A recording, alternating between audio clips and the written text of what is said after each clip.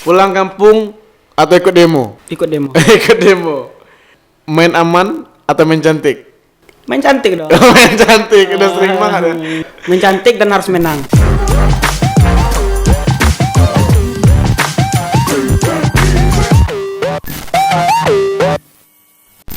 Oke, assalamualaikum Bro Kuya. Waalaikumsalam bro. Gimana kabarnya sekarang nih? Alhamdulillah. Oke, padahal udah sering ketemu nanya kabar juga ya. Tipis-tipis kan. Ntar agak risih nih. Biar settingannya kita Gila. emang sesuai protokol Covid ya kan? Siap. Oke. Nah, ini udah datang nih luar biasa. Terima kasih sebelumnya buat Bro Kuya. Jadi sebelumnya kita kenalin dulu nih. Bro Kuya ini adalah teman saya. Jadi kita sering turun bareng ya di beberapa kegiatan kemasyarakatan gitu ya. Mabar. Apa tuh? Main bareng. Main bareng. Oke, sebelumnya teman-teman yang baru masuk di channel kita bisa subscribe dulu, aktifin notifnya di bawah ini. Dan jangan lupa juga buat ngikutin di media kita update terus setiap hari. Di Instagram kita bisa dicek, nanti editor kita tempelin di mana nanti ya. Siap, ditempelin deh ya. Tinggal diklik, dicari, di search teman-teman di media sosialnya buat nemuin itu. Di subscribe. Di subscribe. Subscribe ya bahasa anak sekarang. Subscribe. Nah. Oke. Nah, kali ini kita kedatangan Bro Kuya nih. Jadi saya manggilnya Bro ya, Sana. Terserah aja. Iya, jadi Panggil Kuya boleh, asal jangan panggil nama orang lain aja. nama orang lain aja. Ya karena si Bro Kuya ini kami kalau di sini kan manggilnya kawan. Gimana kawan gitu kan? Karena memang di daerah sini kita budaya bicaranya seperti itu ya. Nah, jadi sebelum kita masuk ke pembahasan selanjutnya, saya kenalin dulu nih. Jadi Bro Kuya ini adalah salah satu ketua pemuda milenial Minang.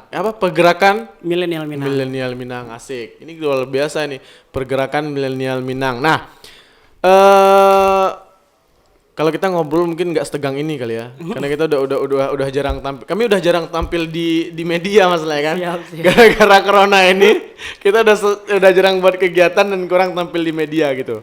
Nah, ada yang unik dari Bro Kuya sebenarnya yang dari dulu saya ingin kulik dan sekalian kita share sama teman-teman. Nah, kenapa Bro mendirikan pergerakan milenial Minang? Oke. Ini pertanyaan sulit. Ataukah ada pergerakan milenial ini untuk kepentingan politik salah satu calon gitu kan? Waduh, berat. Iya. Sebelumnya kita minta terima kasih kepada teman saya nih yang agak radikal juga soal berbicara gerakan. Ntar gue dicari orang bro. Iya. Jadi kita mendirikan pergerakan milenial Minang ini atau yang disingkat PMM itu kita deklarasikan pada tanggal 2 Desember 2019. 19? Iya. Gue bilang 18, 19 ya? 2019, tapi masih baru dan sebetulnya kalau berbicara berbicara gerakan di Sumatera Barat di Kota Padang memang masih balita lah dari Okay. dibanding organ-organ yang lain. Organisasi yang lain gitu ya. Nah, terkait PMM nih kan, sebenarnya dari dulu saya lihat memang PMM ini sangat aktif sekali menepis atau merespon isu-isu baik secara global maupun secara lokal maupun secara global dan nasional gitu kan. Seperti kemarin nih terakhir kan kita bahas SKB, PMM vokal banget nih untuk bicara SKB, sampai ketum PMM buat tulisan di media gitu kan. Omnibus Law kita sempat turun bareng dulu ke DPR gitu kan, karena nih Bro Kuya ini paling banyak bawa pasukan waktu Omnibus Law. Kemarin terakhir apa, Abu Janda ya? Abu Janda ya kemarin. Bahasa Abu Janda ya? Kemarin terakhir. COVID-19 aktif banget kan itu. Karena, nah ada yang unik sebenarnya. Kan kita ini masih muda nih. Bro Kuya masih umur berapa sih sekarang? Kalau sekarang masih 26 enggak? 26 tahun ya? Masih pemuda. Masih muda, gue 24 tau gak? Kalian tahun berapa bro? 95. Oh 95, oh ya saya masuk 25 tahun ini. Saya kalian 96 kan. Nah, di umuran kita ini kan orang lagi asik-asik main game, main Mobile Legends, main PUBG gitu kan. Nah, bro, itu mainannya organisasi, mendirikan organisasi dan membuat isu-isu sangat luar biasa. Ini gimana ceritanya nih? Iya. Sebetulnya ini tergantung kesukaan kita aja sebetulnya. Kalau secara pribadi saya waktu SMA memang sudah aktif di organisasi, mulai dari OSIS, pernah menjabat sebagai ketua OSIS dulu.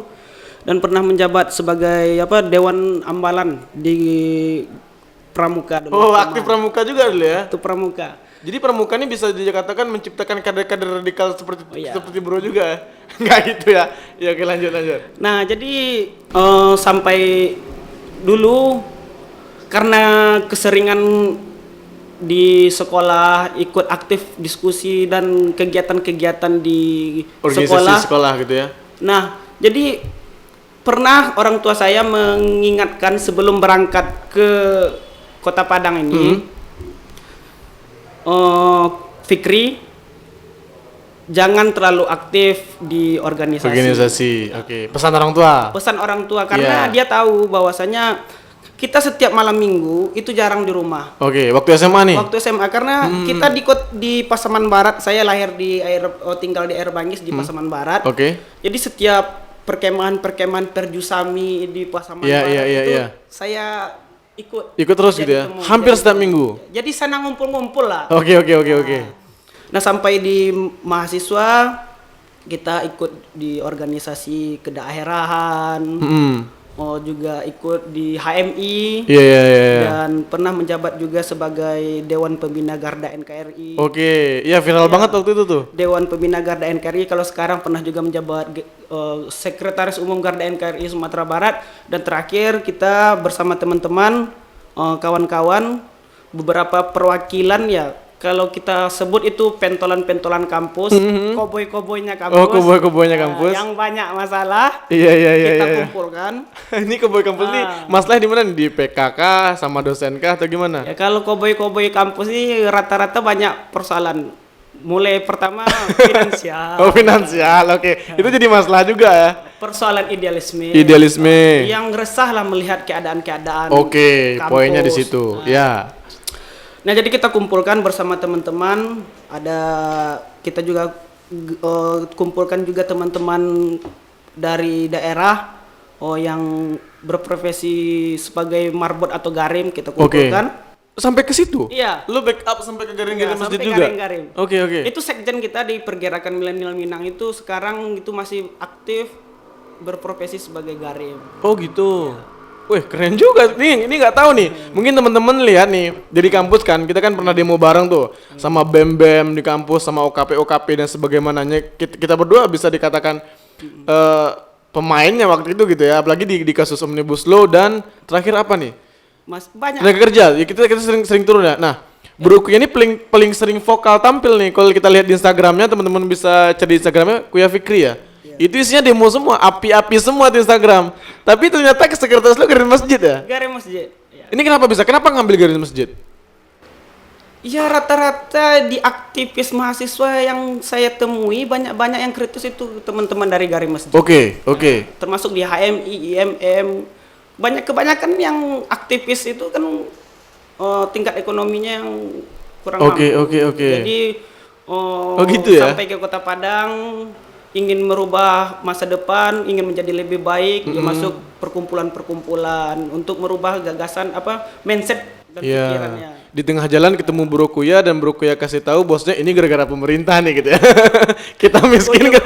Ujung-ujungnya kan salah pemerintah juga. Ujung-ujung salah pemerintah juga. Nah, jadi kita kumpulkan ini teman-teman. Jadi kita ingin membuat sebuah perkumpulan organisasi atau komunitas namanya, yang mana untuk aktif mengomentari isu-isu terkini. Oke. Yang responsif lah gitu ya. Yang responsif. Nah, tapi kemarin kita fokusnya isu-isu daerah karena di Sumatera Barat ini berbicara persoalan gerakan-gerakan mahasiswa, gerakan-gerakan kepemudaan yang hit hari ini, yang sampai ke Sumatera Barat itu sebetulnya tidak ada, bahkan bisa dikatakan tidak ada yang isu-isu nasional, isu-isu daerah yang disuarakan oleh mahasiswa-mahasiswa. Oke. Jadi kita bentuklah namanya Pergerakan Milenial Minang ini. Memang rencana kita itu fokus kepada isu-isu daerah. Nah, terutama nih kan Bro bilang tadi bahwasanya Pergerakan Milenial Minang ini awalnya berdirinya karena melihat keresahan dari banyaknya organisasi yang ada di Sumatera Barat yang di ranah Minang ini tidak responsif, bisa dikatakan seperti itu, terhadap isu-isu daerah maupun isu-isu nasional, sehingga Bro Kuya berinisiasi nih buat mendirikan para generasi milenial untuk ambil andil di bidang itu. Iya, sebetulnya begini, kawan. Iya. Jadi kalau berbicara gerakan di Sumatera Barat kan kadang-kadang angkat isu daerah yang jarang terekspos. Itu kan tidak terlalu seksi bagi organisasi-organisasi besar. Kenapa tuh kira-kira?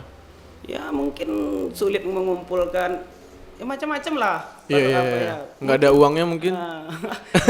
Kalau untuk mahasiswa di Sumatera Barat, insya Allah itu masih jauh. Masih jauh dari. Masih jauh. Ya kan udah jadi rahasia umum juga ya, banyak demo bayaran lah dan sebagaimana lah. Nah, untuk PMM sendiri gimana nih? Pernah dapat tawaran nggak buat demo dari nasional gitu? Demo ini dah sekian budgetnya, pernah nggak? Kita sampai saat ini belum pernah. Tawaran pernah nggak? Tawaran belum pernah. Belum pernah nyampe ya? Entahlah ya. Atau mungkin masih di. Enggak nih, kita buka-bukaan aja. Kalau emang pernah kan pernah, cuman nggak diambil gitu kan? Belum pernah. Tetapi pernah setiap kita ingin melakukan aksi. Oke, ditahan.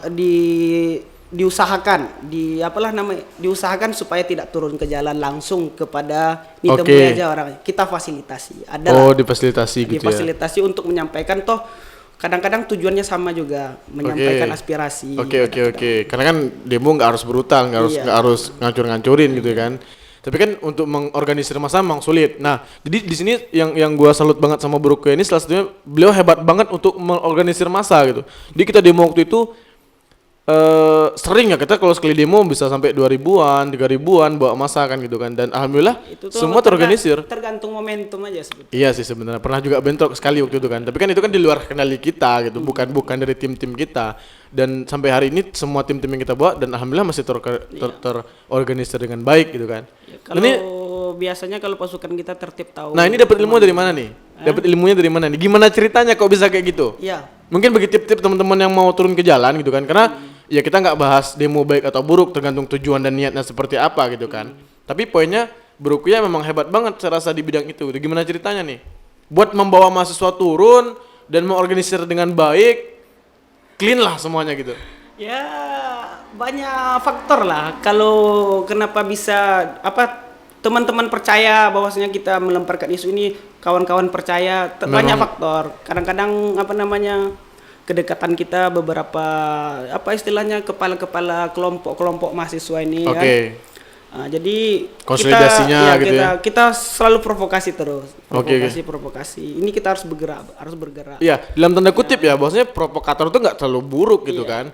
Ya, ketika ada satu hal yang buruk kita nampak, kita butuh provokator untuk menyadarkan kita gitu kan. Ya tergantung tempatnya di mana gitu ya. Oke. Tetapi lanjut.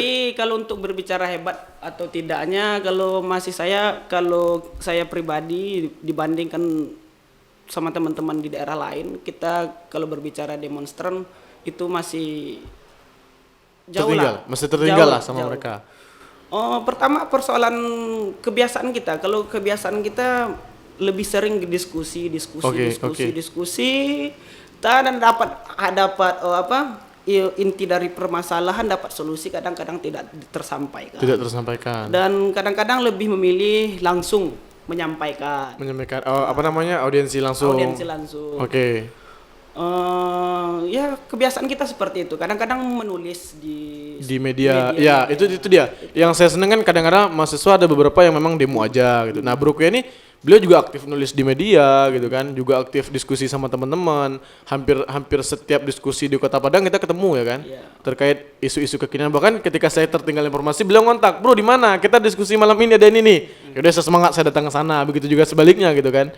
Nah, itu jadi pelajaran juga buat teman-teman mungkin, maksudnya karena nggak semua harus demo gitu kan. Kita harus demo itu pun ada tahapannya, kita audiensi dulu dan sebagaimananya dulu gitu kan. Nah nih, ini dia kan udah 2 tahun PMM ya. Ya, itulah sebetulnya planning kita besar. Tapi pas kita berdiri, kita sudah melakukan beberapa gerakan dan ternyata itu terjadi peristiwa fenomena dunia internasional, virus COVID-19 merambas ke seluruh dunia, dan akhirnya hampir seluruh kegiatan di masyarakat, di perkantoran pun terhambat, termasuk di bidang ekonomi kan. Akhirnya teman-teman yang ada di Padang akhirnya pulang. Nah, itulah beberapa kendala. Sebetulnya kita punya planning besar. Iya, apa tuh? ya termasuk merekrutmen besar-besaran, melakukan training, kajian-kajian, Iya. termasuk mencarikan sekretariat kan untuk tempat berkumpul, tempat menjadi berdiskusi, wadah lah bagi tempat teman-teman diskusi. ngopi-ngopi. Iya. Tapi karena COVID ini sedikit terhambat juga ya. Tapi sekarang kita coba bertaruh lagi di masa pandemi ini. Insya Allah sebentar lagi kita akan rekrutmen. Memang organisasi kita baru, tetapi kita aktif di media. Isu-isu terhangat kita selalu aktif. Oke. Nah, PMM kan salah satu organisasi pemuda ya, dan di Indonesia, di Sumatera Barat, di Kota Padang sendiri kan organisasi kepemudaan banyak nih. Yang bisa saya lihat PMM cukup aktif dan bisa menyaingi mereka yang udah berumur lama. Iya. Nah, pertanyaannya, lo dapat anggaran dari mana nih? Ya, Jadi pertanyaan baru kan? Betul. Lu di Sogo atau di mana nih? Gimana ceritanya nih? ini jangan-jangan ada saldo, ada transferan kan? Ada transferan ntar diblokir. Dinda, kirim nomor rekening. Kirim nomor rekening, ya. Nah begini, ini kita mau jujur atau bohong? Iya harus jujur ya, terbuka aja gitu ya. Dari mana sih teman bisa dapat anggaran kayak gitu? Memang sejauh ini belum terlalu besar anggaran yang kita keluarkan. Jadi pas kita yang paling besar kita mengeluarkan anggaran untuk pergerakan milenial Minang ini pas deklarasi. Pas deklarasi waktu Iya. pertama kali ya? Iya. Oke. Itu habis sekitar 11 sampai 12 juta. Oke. Masuk hotel dan makan Iya, siang ya. bener. hotel. Karena memang teman-teman ini bukan HIPMI yang notabene pengusaha gitu kan, yang pendaftarannya udah ratusan juta gitu kan. Teman-teman ini adalah gerakan sosialis yang bersumber dari garing-garing masjid gitu kan. Ini jujur, kita patungan. Seperti saya waktu itu gila juga. Jual HP, dan ini teman saya yang sekjen itu, yang marbot atau garen tadi, dia masih banyak sisa-sisa gajinya, dia sumbangkan ke sana waktu itu. Dia pertaruhkan waktu itu. Kita juga usaha kepada pemerintah waktu itu, pemerintah Kota Padang, pemerintah provinsi, hampir seluruh instansi Pemerintah lah ya. pemerintahan lah, Yang berorientasi kepemudaan. kepemudaan macam-macam. Kalau ditumpukkan proposal dan suratnya setinggi ini. Itu bang, itu satu HP udah habis buat merin proposal aja. Tapi 1000 pun tidak cair kan, tidak ada yang membantu. Tapi itu bukan persoalan bagi kami, karena yang menjadi semangat itu pasti ada jalan. Nah, kita jual HP, kita ini akhirnya terkumpul walaupun setelah acara masih ada utang-utang. Utang, ada itu? Ada. Udah lunas? Alhamdulillah udah lunas. Udah lunas, oke. Dan itulah anggaran kita, itulah yang paling besar Dari iuran anggota gitu ya? Nah, kenapa kita memilihnya deklarasi di hotel waktu itu? Karena ini organisasi baru, jadi kadang butuh branding. Iya, kita butuh bargaining position lah gitu ya. Bargaining position kita pilih hotel. Oke. Hotel mana waktu itu? Di Hotel Vev. Oh, di Hotel Vev waktu ya? Oh ya, saya ingat waktu 2019 akhir itu ya. Tapi itu kayaknya dihadir tokoh besar juga nggak salah ya? Enggak ada. Oh, nggak ada? Yang hadir enggak ada. Pemateri pun kita undang kawan-kawan OKP, ada. Oh, gitu. Ketua Umum HMI kita undang untuk memancing diskusi. Memang anak-anak muda aja. Anak-anak muda aja semua. Nah, itu semua dari iuran dan lu jual HP juga buat mendirikan PMM. Itu kan kayak kenapa nih? Kenapa lu mau memilih kayak gitu? Ada apa nih? Ada harapan apa di PMN yang bikin Bro Kuya ini buat kedepannya nih oke lah, gua jual HP gua nih, gua dirikan PMM. Apa orientasi temen mau maju gubernur kah atau ketua DPRD Sumbar kah gitu kan? Nggak bisa jadi ya. Nah, jadi sebetulnya kalau berbicara wadah, sebetulnya kita sudah ada wadah. Saya juga kader HMI. Iya. Dan juga pengurus. Nah, tinggal lagi setelah kami bersama teman-teman memulai membangun sebuah kelompok. Iya. Membangun sebuah kelompok yang membangun sebuah kekeluargaan. Kalau berbicara naungan, kita ada di HMI sebetulnya kan. Iya. Bersama teman-teman HMI kita bangun kelompok, kan ada sekte-sekte. Iya. Kelompok-kelompok kecil. Iya, yang Nah, jadi diskusi, kita yang lebih intens bertemu lah gitu ya. Melanjutkan kadang-kadang begini. Teman-teman aktivis ini kadang-kadang sudah habis masa jabatan. Iya. Jadi mau berkreativitas, kadang-kadang segan di organisasi yang pengurus sebelumnya kan. Karena dia sudah jadi mantan pengurus. Jadi udah nggak ada wadah lagi gitu ya. Datang ke sana ketemu junior gitu ya. Jadi itulah. kalau masuk terlalu dalam kepada kepengurusan yang sebelumnya nanti takut diintervensi, dibilang intervensi atau apa kan. Jadi kita kumpulkan lah itu teman-teman yang tidak menjabat, baik itu berbagai elemen OKP kita kumpulkan, mulai dari BEM, Senat di UIN itu kita kumpulkan, ada juga kader HMI, MPU juga ada masuk, kader IMM juga masuk. Juga PMII, ya teman-teman Cipayung lah gitu ya. Nah, jadi kita sebetulnya membuat wadah baru aja sebetulnya, wadah baru karena di berbagai organisasi besar kadang kita tahu untuk menjabat sampai ke pengurus komisariat, pengurus cabang, sampai tingkat daerah itu kan antriannya dan persaingannya panjang. Jadi kita bentuklah wadah-wadah yang baru karena yang nggak harus nunggu tempat di situ buat kita bisa bergerak secara masif gitu kan. Kita bisa bikin tempat yang baru, bukan berarti kita memisahkan diri, hanya saja membuat dobrakan baru untuk bergerak di hal yang sama gitu ya. Poinnya ke situ ya. Jadi tidak hanya wartawan-wartawan, teman-teman mahasiswa yang wartawan kita rekrut. Jadi kenapa organisasi kita bisa se-booming itu?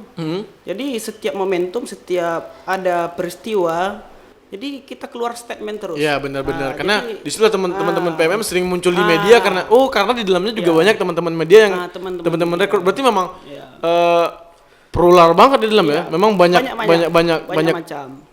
Sumber daya yang datang dari beberapa bidang gitu ya. Ada wartawannya, ada garden masjidnya gitu ya. Banyak lah. Jadi lebih enak buat membumingkannya gitu ya. Jadi kita ini kan era zaman sekarang ini kan eranya kolaborasi. Jadi semuanya harus berkolaborasi. Iya. Karena kita udah jarang ngomong bahasa Inggris gitu ya. Nah, gini nih. Mungkin jadi pesan juga nih. Kan Bro bilang tadi bahwasanya waktu kepada yang pertama kali orang tua nggak ngizinin masuk organisasi, gitu kan, karena nanti mengganggu perkuliahan atau sekarang kan dan ternyata nih Bro masuk organisasi aktif jadi ketuanya nih, jadi donnya nih di PMM. Nah, ini gimana ceritanya nih? Itulah kadang-kadang orang tua sebetulnya kalau mensupport dia mensupport aja sebetulnya, orang tua mensupport. Tapi kadang-kadang dia juga sering mengingatkan. Itu pas beberapa kali demo. Ini kita sedang asik-asik merapatkan barisan kan? Iya. Kadang-kadang ayah nelpon, kadang-kadang apa katanya tuh? Bahasa kampungnya, Fikri, uang pede muang gitu. Iya.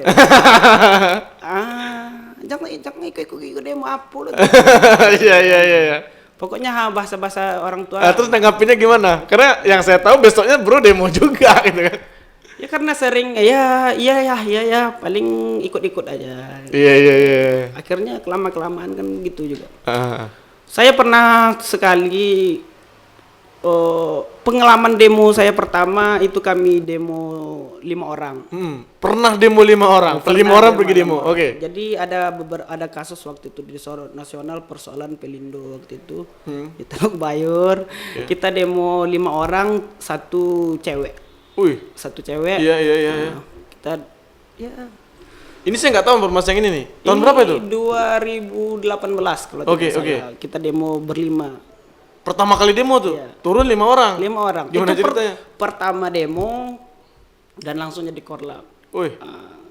Ada bentrok lah dengan aparat di sana. 5 orang bentrok sama aparat. Iya. Mental saya waktu gila juga. Gua bawa pasukan 1000 aja gemeteran. Bibir udah putih, untung lah senior karena udah ahli kan. Iya. Itu pertama jadi korlap nggak ada senior di antara 5 orang itu? Ada senior 2 orang waktu itu. Di dalam 5 orang itu. Yang perdana waktu itu. Nah, terus gimana endingnya tuh? Gimana endingnya? Endingnya viral waktu itu. Oh gitu. Viral diliput oleh beberapa media waktu itu. 5 orang. Lu bawa atributnya gimana? Kalau tidak salah persoalan CSR. Nah lu bawa atributnya gimana? Atas nama apa lu demo waktu itu? Itu kita dari Garda NKRI waktu itu. Iya, saya ingat 5 orang waktu itu ya. Waktu itu kita punya Garda NKRI se-Indonesia melakukan aksi serentak di seluruh pelabuhan Pelindo di demo. Kebetulan di Sumbar anggotanya 5 orang. Kebetulan di Sumbar ada Pelindo gitu. Nah, kita demo 5 orang. Itu pertama kali. Orang tua tahu. Kita aja teman-teman di kampus udah orasi di kampus nggak ada yang peduli. Ya karena kan kasusnya nggak menyentuh ekonomi mereka juga. Kalau persoalan isu di media kan agak kurang juga. Iya. Akhirnya ini kita bikin di surat izin jumlah peserta demonya waktu 300. Iya. 300 orang kan. Jadi ini Intel pihak kepolisian kan nelpon untuk memastikan keamanan, berapa jumlah pengamanan yang bisa diturunkan. Ya mengklaim-klaim aja. Engkau ya jadi demo, jadi berapa pasukan? 300.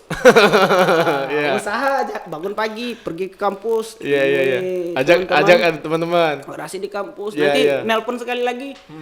Jadi demo, jadi berapa? 150 orang.